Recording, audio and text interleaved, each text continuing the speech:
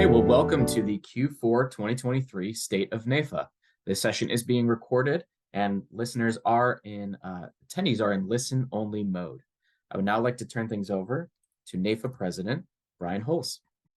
Thank you, Zach. Hello, everyone. I'm so glad that you could join us today. These are indeed exciting, historic times with FSP, the Society of Financial Service Professionals, a century of world-class education and professional development. Life happens, the very heart of our profession. And NAIFA, legendary, iconic brands coming together to elevate our profession. Never before has NAIFA been such a tremendous value and had such extensive benefits for our members. And never before has it been as crucial and vital that all agents and advisors become NAIFA members. Other exciting news to share, our legendary LUTCF is relaunching before Thanksgiving. Like so many industry veterans, it was my very first designation. And like NAIFA, it helped keep me in business for the last several decades. I was thrilled that it will be available to help more agents and advisors hone their skills to better serve the general public and get the tools they need to stay in business. We are so thankful for our growing NAIFA family and wish you all a happy, blessed Thanksgiving. Despite all the challenges in the world, we still have so many blessings to count and so much to be thankful for, like our growing NAIFA family. At this time, we want to congratulate our national award winners who have recently been announced.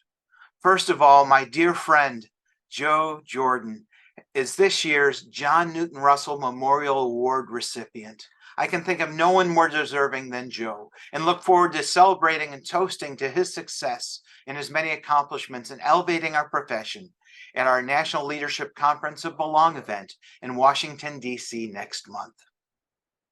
Along with Joe is our Terry Headley, Lifetime Defender Award recipient, my dear friend and former NAIFA President, John Davidson from California. There again is no one more deserving as he walks the talk and doing tremendous advocacy, not only for NAIFA, but more importantly for our entire profession and all consumers. Next, we have my dear friend and NAIFA trustee, Wynn Haver, as our Diversity Champion Award recipient for 2023. Thank you, Wynn, for all that you are and do to make sure that we represent the very best of our profession in a diverse manner. Our YAT Leader of the Year is Joe Schreck out of Atlanta, Georgia. Thank you and congratulations, Joe, for all that you do, have done, and will surely continue to do as our Young Advisor Team Leader of the Year 2023. Our NAIFA advisor today, 4 under 40, congratulations to Mike, Jennifer, Joe, and Matthew, our big 4 under 40 winners. What a wonderful honor. We toast your success and look forward to great things in the future from you. And again, celebrating you in Washington, D.C. at our big Day on the Hill, Belong event, and ribbon cutting ceremony at our new headquarters. I hope many of you can join us for this huge event coming up December 3rd through 5th. It's going to be a wonderful celebration again of our iconic brands coming together, as well as all of you that you've accomplished for the year. In addition, we're going to install our new board, as well as my dear friend's presidency, Tom Cothron, who you'll hear from in just a little bit. So again, there's so much going on. Congratulations to these award winners and many more. Thank you for joining us. I wish you all the very best at this special time of year where we celebrate family, friends, and all that we hold dear. Now, please join me in welcoming our NAIFA CEO, Kevin Mayeux. Thank you very much, Mr. President. And again, welcome to all of our members to this State of NAIFA address for the fourth quarter of 2023. You know, this has been an absolutely incredible year. Think about what's happened just over the course of the past few months. We moved into a beautiful new state-of-the-art headquarters facility with resources inside of it that our members and our chapters can regularly use in a very convenient location overlooking Washington, D.C., and right at the intersection of 3 metro lines in our nation's capital area. Absolutely incredible space, befitting an incredible professional association and its significant cost savings to the organization, which are resources we can better deploy to help serve you, our members, to help advance our mission and get good things done for you, both in the public policy arena as well as in helping you as professionals better learn your craft so you can better serve your clients. Can you believe this is already year 3 of our 2025 strategic plan? And as we do every quarter, we sit back and report back to you on the good work that's being done. The 2025 strategic plan, as you know, focuses on 3 key strategic goals: growing our membership, enhancing our member experience, and amplifying both our brand as NAIFA, but your brand as a NAIFA member. Every quarter, we put out our quarterly dashboard. The dashboard for Q3 has already been published. If you haven't seen it, check it out on our website or give us a holler. We can send you a copy of it. But this is our way of being transparent and reporting back to you on the progress that NAIFA is making on our strategic plan. But plans are things that are fluid, right? And a lot of new things happen along the way. As our president has talked to you about, we are excited to have both Life Happens and the Society of Financial Service Professionals, FSP, join our NAIFA family. Life Happens is already under NAIFA management. We have a new executive director in place, and we have an incredible team of dedicated professionals that are part of the Life Happens squad that have come over and joined our NAIFA family. We're also working diligently with their board members, integrating them into the great work that we do in NAIFA. So they will serve as our public outreach and consumer-facing arm and continue to do the great work that Life Happens has done for many, many years. In fact, 30 years next year will be the 30th anniversary. And that is educating consumers about the need for life protection products and other things that they need in place to have a financially secure life and help steer them to a trusted advisor, which is a NAIFA member that can help them put together their plan.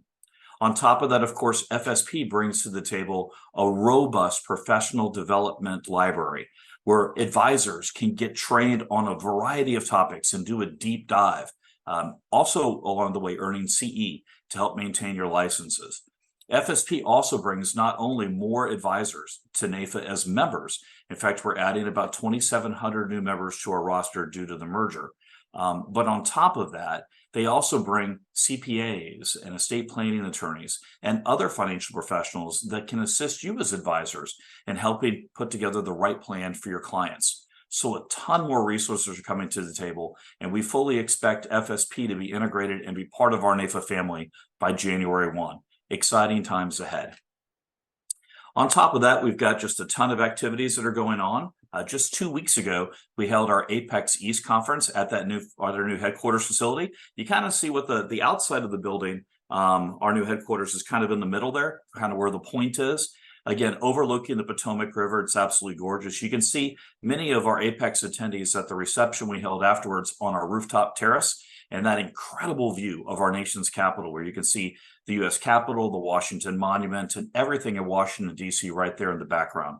But this new headquarters facility does provide us with a great place where we can do training and other conferences, meetings, and events. And so we hope to utilize that a lot more in the months and years ahead, again, as we enhance the NAIFA member experience. I want to thank our friends and colleagues and our leaders in the Greater Washington, D.C. chapter for the tremendous amount of work that they put into making Apex East a success. I also want to thank our friends and colleagues in NAIFA Virginia and NAIFA Maryland for also adding their support for bringing people to the activity. We recruited a lot of new members for NAIFA, and the folks that were there had just had a great time. So everyone that was involved, staff and volunteers alike, in putting together Apex East, thank you very much for your service and commitment. I think we've got a great facility to show off, but the biggest thing for us to show off, of course, is the knowledge and the skills and the camaraderie that NAIFA members can share with each other. We also, as Bryon mentioned, we do have the relaunch of LUTCF coming. We expect it to happen literally before the end of this year, sometime between Thanksgiving and the holidays. An incredible opportunity to reintroduce this iconic brand to so many advisors and help those that are newer to the profession, particularly those in the first few years, get brought up to speed on how to be really successful in the consultative sales process. Just a great way to learn, a great designation to earn, and of course, it's a great way to keep part of NAIFA's value proposition in front of so many people. You'll hear a lot more about LUTCF in the weeks and months ahead. But I'm excited that this is coming back to market. And I think this is a great tool that can advance the profession and better serve every advisor out there. We have a variety of activities that are coming up, like Bryon mentioned. Our National Leadership Conference is coming up in Washington, D.C. in early December, where we'll train our chapter leaders, and we'll also go to the Hill to talk about a variety of issues that Diane is going to cover in the next session of this presentation. But we've also got, as part of FSP becoming a member of the NAIFA family, we do have the FSP Institute coming up in Jacksonville, Florida. And you see the dates are on your screen, January 28th through the 31st. If you're interested in learning more about the FSP Institute and maybe potentially attending, you can go to the website that's listed right there, which is fspinstitute.org, and that'll take you directly to their landing page with information about how to sign up, what the agenda is, what the content is, etc. But again, we're adding a ton to our professional development repository by bringing FSP on and making them part of our family. Also, our professional development offerings in NAIFA are all going to be rebranded as FSP. So FSP will be the professional development arm of our great association. I hope some of you can join us there in Jacksonville for that meeting, if your schedule so allows. So again, tons of stuff going on, lots of activities out there. We have an absolutely tremendous next few months as we integrate these new members into the NAIFA family, as we work with you all to help integrate FSP chapters into NAIFA chapters and make them one and make them stronger. Again, we've got a lot of new blood that's coming into the organization and a lot of energy, and we are really broadening our base so that we can better serve you all as NAIFA members, but so you can better serve your clients, the American consumer. And I couldn't be more excited. This is a tremendous time to be part of this association, and I appreciate you all being loyal members of NAIFA. And now I'm going to pass it off to Diane Boyle, who's our Senior Vice President of Government Relations, who will bring us an update on some of the big things going on at our nation's capital and what NAIFA is doing related to those. Diane? Great. Thank you, Kevin. Lots going on. Exciting times. We flipped over immediately the Department of Labor, the much anticipated proposed rule on an expanded definition of fiduciary. The language came out last week. Sadly, the misguided proposal, it appears to be just a repeat of what we looked at in 2016. So we're gearing up for what we anticipate to be a long conversation around what the department has proposed. We have ongoing efforts. Our coordination with our joint trade groups is well underway already, as well as with our company partners. We have outreach on the Hill that has continued directly from our staff here in DC. We're communicating immediately with the NAIC and INCOIL on this issue. When the rule came out, it also sort of questioned the, job that the state regulators were doing. So the commissioners were a little upset with some of the language in the proposed rule that came out as well. So we're coordinating our efforts there to make sure that we're tying it all together. We're also looking to find some of our clients who are willing to tell the story of how they work with NAIFA members and how this rule would be harmful or would have changed the way that they were able to work with their NAIFA member previously if this was to go into effect. So those are sort of our ongoing efforts. Within the next 2 weeks, we've already, as a matter of fact, just moments ago, sent a request to the department asking for an extension on the comment period. What they put together after it hit the register was basically 39 days to respond. It was a 60-day notice, but if you take out weekends and major holidays that occur, the comments are due January 2nd. It really doesn't leave a lot of time to go through the nearly 500 pages worth of text to make sure that we're addressing it on a technical issue as well. Going through, we have enough information knowing already that it's going to be problematic, but we want to make sure that we're providing the department with very detailed information as we go through the proposal page by page. So we're going through that as well. We pulled together a focus group. We sent out a notice to our members if they'd like to participate if they're in the fixed annuity space. We wanted to ask them some questions, make sure that we're able to get the information directly from our members as we address this proposed rule. And we're also, we'll have, so I'll talk about that in a minute, a summary for our members that goes into some of the detail. We'll have a detailed presentation next week to really go through the nuts and bolts of what's being proposed. We have grassroots activation, hopefully this week, maybe early next week, to weigh in with members of Congress, make sure that they know that their constituents are upset about this as well. We've had the conversations, as I said, that's been going on for a while, even before we had the language, when we knew DOL sent the information over to OMB. Kevin testified there was lots going on, that we now are adding that constituent component too. When we had those earlier conversations, a number of the members of Congress had said, well, let's wait and see what the language actually looks like. So we have that information now, we're ready to go. Representative Wagner has also introduced an amendment to the appropriations bill that would serve as a rider. It would actually defund the efforts on this initiative. That's something that's in play as well. If you look at sort of our future efforts, because we, as I said, very comprehensive program that we're putting together to address this issue. On December 5th, we'll have the NLC fly-in as part of that National Leadership Conference. So if you're coming in, we'll definitely be on the Hill. We'll certainly be talking about this issue. We also will have to get those comments to DOL by January 2nd. Hopefully we'll have a little more time, but we're going through and putting together those comments.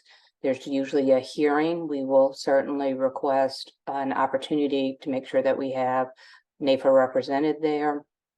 And we're even keying up for, if we go through the full cycle, if it repeats what occurred in 2016, then there may be litigation that's required. So we're talking through that too. So we're doing a lot of long-term planning with regards to what's going on with this proposal. And you know, there are other issues at the Department of Labor, and I'm not going to get into this today, but we're still waiting for the worker classification rule to come back from OMB to see whether the department listened to our comments there.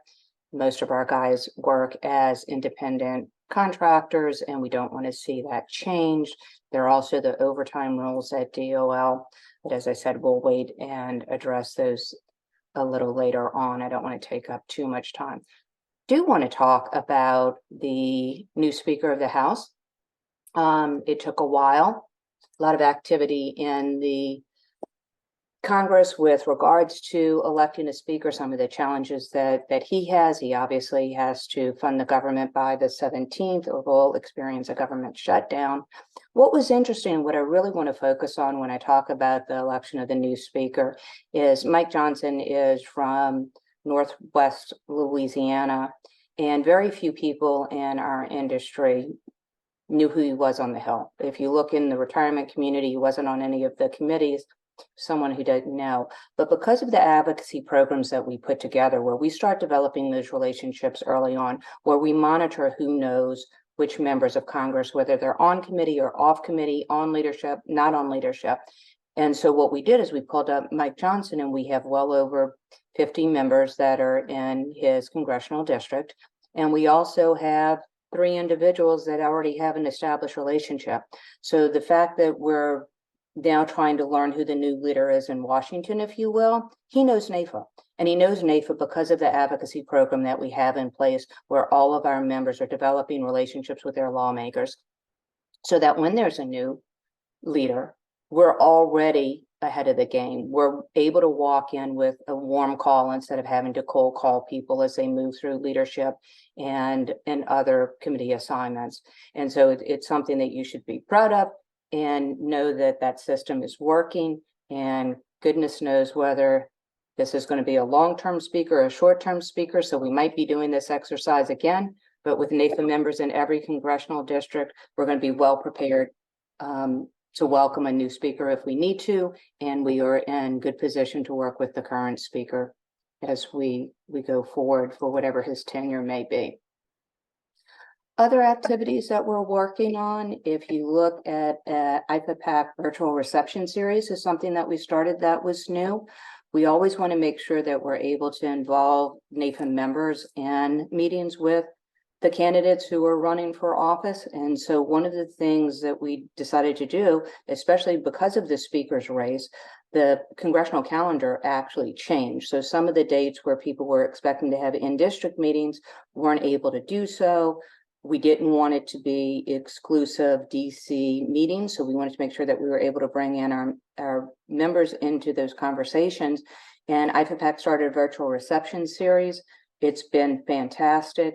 We'll probably continue this practice because they've gone so well, and it allows more of our members to participate in a meeting than they would if you were just going to a single event. These receptions are being posted on social media. So if you follow NAIFA on Twitter and on LinkedIn, please go and like it. It tags the member of Congress. They like to see themselves. It's a way to develop the relationship. And it shows that we're there supporting them, and it also other members of Congress can actually see it, and it may generate interest on participation in the program in general. Then if you take a look, we talk about the elections. We had a handful of states that had midterm elections yesterday, and I think Louisiana actually has its next week. But we've seen some changes. By and large, though, I'd say that some of the seats that were expected to flip didn't flip in the way of some of the Republicans, if you looked at the polling where they thought it was going to go. But if you take a little deeper dive, you'll see that it really was more of a maintenance of status quo than actually flipping, or as I said, a lack of anticipated flip towards the Republican side of the ledger. The exception would be in Virginia. There was actually a pickup in the Virginia House legislature. It flipped from being controlled by Republicans to now being controlled by the Democrats. So both the House and the Senate are democratically controlled in Virginia, and the Virginia governor is a Republican. So what that really means for NAIFA, if you go back to our advocacy strategy and what we're doing, it just means that there are new people in offices or repeat people that we need to grow our relationships with. But that's where it starts. When we start at that state level, those relationships grow, and very often those state legislators make their way up to Congress. And again, we have a known relationship because NAIFA does get involved early on and often. So that's a really good thing for us. The next thing that I'm going to touch, and then I'll turn it over to Tom, is to talk about the congressional conference, because it's important that we're there. And as I said, new speaker means that the one thing that I'll say about the new speaker that I really, really like is he's already put out the House calendar for 2024. That's usually something that we wait a little longer on before we actually see what the dates, and we sort of cross our fingers and hope for the best that the House and Senate are going to be in session when we're in town. And I'm pleased to say that our 2024 conference, the House will be in session unless something crazy happens and they have to rewrite the House calendar again. But as of now, House is expected to be in session. We will still probably be talking about the DOL fiduciary rule at that point. If not, we'll certainly be talking about ongoing tax challenges, which we continually face. We have the Tax and Jobs Act will expire. There's provisions that will expire in 2025. So we'll start gearing up and wanting to talk about reauthorizing some of those that are important to our industry. So lots going on. Appreciate everyone's work and dedication to the industry and sharing information. Watch for a grassroots alert on the Department of Labor issue. Again, either later this week or early next week, we'll have something for you to actually begin engagement. And I saw in the comments that we had someone already offering to find some of their clients. So that's fantastic. If you can help in that way, please, please, please let us know. And with that, I will turn it over to our President-Elect Tom Cothron. Thank you. Thank you, Diane. And I'm so looking forward to picking up on the work of those that came before me. I'm honored to serve our industry through NAIFA, and I believe we should always be looking for ways to spread our footprint And if there's a theme for next year, it's getting back to basics. Blocking and tackling, nuts and bolts, whatever you want to call it. Our work is too important and only our best effort is good enough. Membership is going to be a key focus on what we're trying to do. We are redesigning our membership plan and hoping to be more effective in both outreach and stabilization. The larger our numbers, the larger our voice. NAIFA plays a crucial role in our industry, and our voice has to be strong. We need more people that believe it's a noble thing we do, people that will work hard to spread the word. NAIFA was created in 1890 by volunteers concerned about our profession. They had a desire to create an association that would serve producers and protect our ability to serve consumers in an ethical way. From our influence in legislation after the Armstrong investigation in 1905 to the DOL opinion we are monitoring now, NAIFA has always been there as a shepherd watching over what we do, striving to protect producers and consumers. We're not going to be shy about asking for your best. From membership to advocacy and everything in between, we need 110%. NAIFA was built on the backs of dedicated volunteers, and more than ever, we need our volunteers to be committed in the service of taking what has been lent to us and leaving it better than we found it. So I hope to see you in Washington, D.C., December 3rd through 5th. And on the 5th, we will go to the Hill and discuss why the DOL has it wrong, why America needs a multitude of financial models, explain to them that we are a culture that values independence and free choice. Let's realize we are dealing with government bureaucrats that think dollars they let citizens keep is an expenditure. With your help, we will continue to protect our clients from unnecessary government intervention concerning their choices and our ability to serve them. I'm excited about our future and looking forward to working for you and with you to be the best we can be.